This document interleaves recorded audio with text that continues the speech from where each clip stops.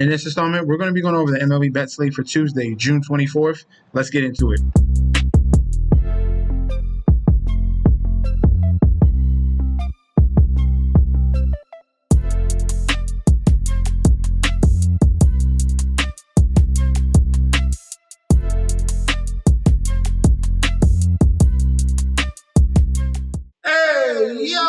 Welcome back to the channel. It's your boy Chef D, and I'm here to bring you the winning ingredients for our slate on June 24th. But before we do dive into that, don't forget to like, comment, and subscribe to the channel. Make sure you follow me on Instagram and Twitter at MetsNetChefD. Don't forget about that TikTok at Chef_D91, and don't forget about that Patreon. Right now, we're at the homepage of the YouTube channel, currently at 10.1 thousand subscribers. This is the road to 20K, and we're well on our way because you guys are showing up each and every single day. If you're already subscribed, continue to like and comment. That helps the YouTube algorithm so we can grow to a much broader audience. All right. Now, for the previous video that we had on Sunday, yet another day over 500. This is what we're going to keep bringing, over 500 plays, so you keep staying in the positive, in the green. That is our main goal. We went 3-2 on that Sunday video, so another positive day. You guys, if you signed up for the Patreon, I try to tell you to sign up and don't miss out on the finals that we had for Game 7. The main play, our number one play, as you can see, under on the 214.5. It's a Game 7. Like, come on, we should know this. See, I don't know why people were thinking about it over, and it's a long series, Game 7. Refs already know what to expect from both teams. They're gonna let them play. This happens every single time. We're talking about a game. It's like the end of a war. It's just like all these teams have done every little thing to each other. All right, they already figured out how to counter this and counter that. It was an absolute war, defensive war. That's what you saw in Game 7, and it was the easiest cash in the world. All right, it cashed in the first. As soon as you seen the halftime score, it's like, all right, this is cashing. Yes. All right. Another play that we had for the finals was just a simple double up here.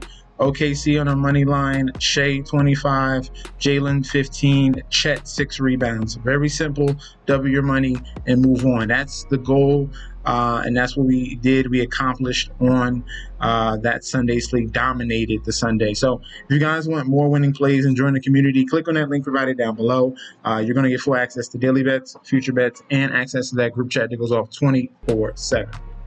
In Comerica Park here, we have the Detroit Tigers 49-30 going against the Athletics 32-48. We have Luis Severino here 2-7 with a 4.42 ERA going against Tariq Skubal 8-2 with a 2.06 ERA. The ace here for the Detroit Tigers. Looking at their odds right now, we have Tigers minus 300. At home with the comeback of Athletics at a plus 240. Total run set at 7. Public bet percentage here, 92% of the bets, 93% of the money, all over the Tigers. So very heavily one-sided in this matchup. For the total runs, 85% of the bets, 87% of the money towards the over 7 in this total. First game of the matchup here. Tariq Skubal, we don't really need to look at it. We already know he's been dominant, super dominant at home, 1.88 ERA at home. If we're looking at the advanced numbers, no home runs given up really at all. High strikeout rate, 34 to righties, 35 to lefties. Barely any walks. Phenomenal numbers across the board. All right. Now, the key to this play is going to be Severino. Luis Severino has been outstanding on the road. He's been even better than Tariq Skubal on the road. 0.93 ERA, a 194 batting average he's given up as well. Looking at his advanced numbers, no home runs at all. K rate is low, but he is getting outs each and every time, and he's been strong against righties here. 143 batting average, a 0.74 whip. Lefties can hit him a little bit at 273 batting average and a 1.33 whip, but these are very strong numbers across the board here. And ultimately in this game, I think the value is going to be on the side of the Athletics, and I'm going to be going with the total. All right, give me under 7 runs as the main play. Secondary play will be plus 1.5 on the Athletics. I think there's value in this game right here, especially with Severino on the mound on the road. Main play under 7. In Great American Ballpark here, Cincinnati Reds 41-38 going against the New York Yankees 45-33. quickly. Looking at the pitching matchup here, Carlos Rodon, 9-5 with a 3.10 ERA.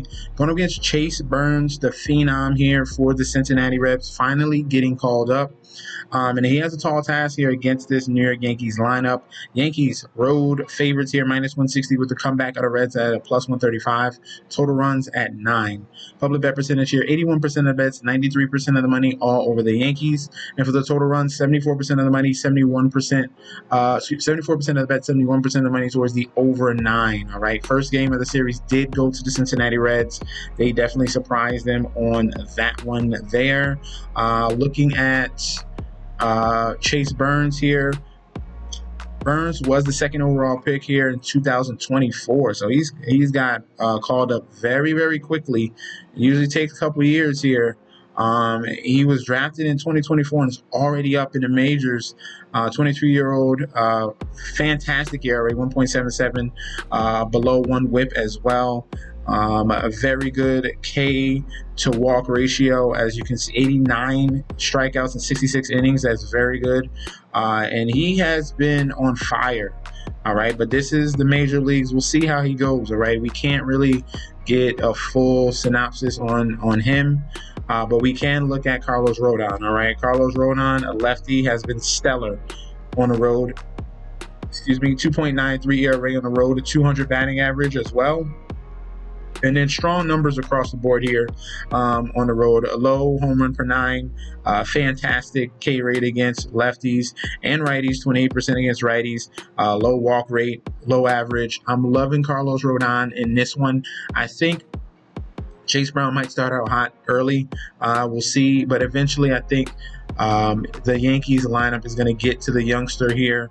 If not that, then I don't expect Chase Brown to be going 7 innings, 8 innings deep into the game, and I think that the Yankees lineup can get to the Reds bullpen as well. Ultimately, I'm going to be backing the veteran here in Carlos Rodon and the Yankees here. So give me the Yankees on the money line in this one. Secondary play, I would be going to Yankees -1.5 as a secondary play. In American Family First here, field, Milwaukee Brewers 43-36, going against the Pittsburgh Pirates 32-48. Andrew Heaney, starting pitcher here for the Pirates, 3-6 with a 3.94 ERA. Going against Freddie Peralta, 7-4 with a 2.76 ERA. Looking at the current odds for this matchup here, we have the Brewers -200 with the comeback of the Pirates as a +165 on the money line. Total run set at 8. Public bet percentage here, 82% of the bets, 91% of the money towards Milwaukee. For the total runs, 94% of the bets, 95% of the money towards the over 8 in the total. All right, looking at this one here, this is an NL Central battle, and the Pittsburgh Pirates won the first matchup. If you signed up for the Patreon, I did have the Pirates in that game, in that first game. For Andrew Heaney, he has been outstanding at home, but it has been a different story on the road with Andrew Heaney this year. Oddly enough, he's actually been pitching really good. A lot of people did not suspect that from him this season, but he has turned it up another notch here. And especially at home, he looks very, very formidable. Or Freddie Peralta here. As you can see, Andrew Heaney has struggled on the road, 4.85 ERA on the road. This is a lefty here, and we're talking about the Brewers. Brewers are solid against lefties. If we're looking at his advanced numbers, ultimately, his advanced numbers there, he's given up power. He's giving up power to lefties and righties, actually. Lefties 1.86 home run per 9, a 1.09 to righties. Strikeout rate is not good at all, and the walk rate is low. So looking at that, it's the lefty number. So the occasions where it's going to be a lefty against lefty, he's giving up a 300 batting average, a 1.55 whip, and the numbers of his righties there are okay. But there's definitely regression here looking at his xFIP. So I think the Milwaukee Brewers are in a really good spot here to get to the lefty and Andrew Heaney and take full advantage. For Freddie Peralta, has been untouchable at home. 1.32 ERA at home, 185 batting average. His expected numbers here, or advanced numbers, are a low across the board. 25% strikeout rate to righties and lefties, 173 and 197 batting average, and whip is below 1 as well. So loving Freddie in this, and I like the Brewers in a bounce back spot. Give me Brewers on the money line at -200. Secondary play, if you want the best value here, take the Brewers team total over in this game. Next up here, we have the Baltimore Orioles, 34 and 44, going up against the Texas Rangers, 38 and 41. Looking at the odds here, Orioles are home favorites, -125, with the comeback of the Texas Rangers at a +105. Total runs at 9.5. Pitching matchup in this one, Jacob Latz, 1-0 with a 3.26 ERA and 1.29 WHIP. Going up against Charlie Morton here, 4-7 with a 5.64 ERA and a 1.60 WHIP. Looking at this pitching matchup here, Charlie Morton has been horrible throughout this whole entire season. 5.09 ERA at home, 278 batting average. If we're going into his advanced numbers here, he's given up a ton of power here.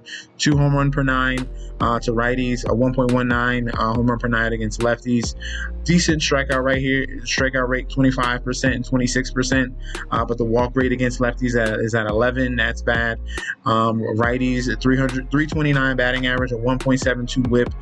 So across the board here on both sides is a plus matchup here for the Rangers, despite the fact they have woes here. But this is a spot you really want to attack. You pick on guys like Charlie Morton and Jack Kachanowicz, who's on the Angels. You see these pitchers, certain pitchers here, you take full advantage of, and I think the Rangers are in a good spot here. Jacob Latz is making a spot start, and in his limited amount of work, he's been solid so far this year on the road.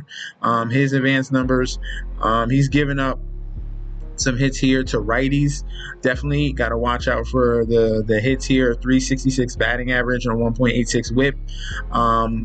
Watch out for that, but the strikeout numbers are really, really impressive. 30% to righties, 30% to lefties as well. He is a lefty, so he's going to be seeing majority righties here. He's striking guys out most of the time here, and the xFIP is strong at a 2.68.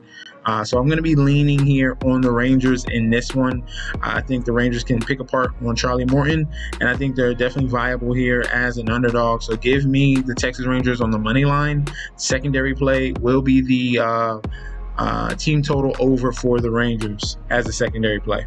Last but not least here in Coors Field, we have the Colorado Rockies, 18 and 60, going up against the LA Dodgers here, 48 and 31. Looking at the current odds for this one here, Dodgers are -235 on the money line, with the comeback of the Rockies at a +195. A total at 11.5. Pitching matchup here, undecided for the Dodgers. Herman Marquez going for the Rockies here, 3-8 with a 6.11 ERA and a 1.64 WHIP. All right, Herman Marquez here. Looking to pick on him with this Dodgers lineup. At home, he has a 4.91 ERA, a 272 batting average as well. His Achilles heel here is the left-handed batters, and the Dodgers have great left-handed hitting here. He's given up a 1.88 home run per 9, a 343 batting average, 195 WHIP as well. And then even against righties here, he has struggled here with a 10% walk rate here. So he's giving opportunities to righties with getting on base, and then lefties, he's getting absolutely annihilated. We're talking about Shohei Ohtani. We're talking about Freddie Freeman. We're talking about Michael Conforto. The list goes on and on here with the bats that they got here for the Dodgers that are lefty, and this spells big trouble for him. So I don't even care that there's an undecided pitcher here for the Dodgers. I'm taking the Dodgers -1.5 as the main play. If you are scared of that and you want to find out what the pitcher's going to be for the Dodgers, then I would just go with the team. I would just go with the over, or team total over for the Dodgers. Team total over Dodgers is the secondary play. You can choose that one if you don't feel confident in whatever pitcher that they're going to put up, but it doesn't matter because I'm banking on Dodgers bats going up against Herman Marquez, and I love them -1.5, and I love the team total over as well. So you got two plays there that you can choose from. So that's going to be our plays for the slate here on Tuesday. Let me know in that comment section down below if you agree or disagree. We can definitely debate about that down below. Guys, you need to sign up for that Patreon. Get locked and loaded. We have our regular pay if you sign up, or we have it with the future bets here. We are already posted futures for the World Series, and we're going to be getting into the NFL as well. So I'm going to be posting, not yet, but I'll be posting for the next Super Bowl, and obviously we're going to be posting for futures on team total, overs and unders as well. That's coming out very soon, so you got to get locked in. Click on that link provided down below. You're getting full access to daily bets, future bets, and access to that group chat that goes off 24/7. This is your boy Chef D. I'll be back very soon, and peace out.